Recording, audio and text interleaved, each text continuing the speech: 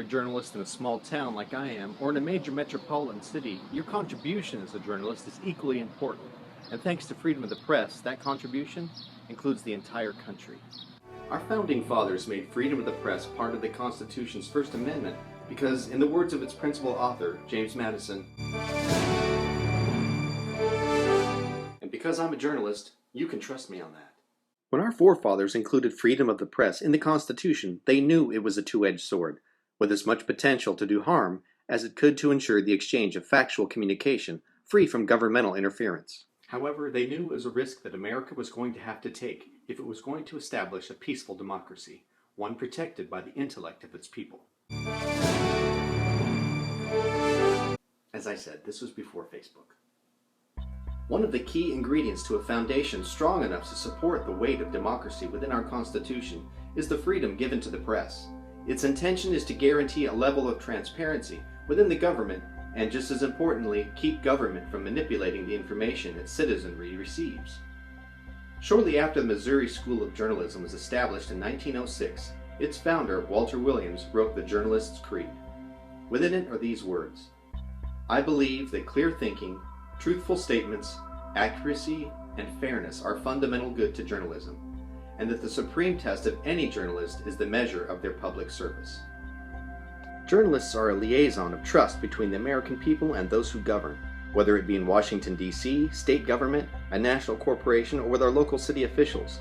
The trust we place in journalism is one of the cornerstones of maintaining a unified, peaceful society. Without that trust and belief that we are an informed people, the ensuing uncertainty is fertile ground for chaos, mistrust, and division. In a way, being a journalist is kind of like being Chris Harrison on The Bachelorette. We're given the freedom to talk to all sides and gather information, but ultimately, it's our job to inform everyone when we're down to the final rose. The information age of today, thanks to the internet and social media, has forged its own two-edged sword, with the potential to do as much harm as good. In the late 1950s, iconic newsman Edward R. Murrow recognized this same paradox. News reporting was being transformed from a purely word-driven medium of radio into a much more powerful visual medium of television. Murrow recognized that news journalism would never be the same.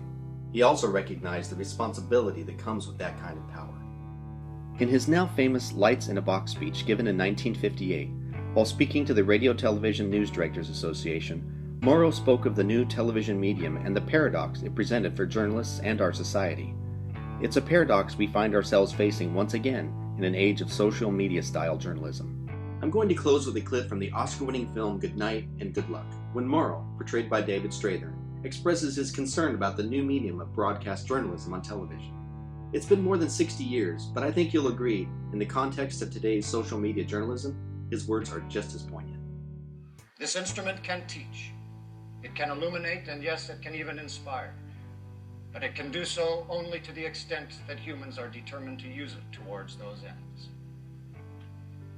Otherwise, it is merely wires and lights in a box. Good night, and good luck.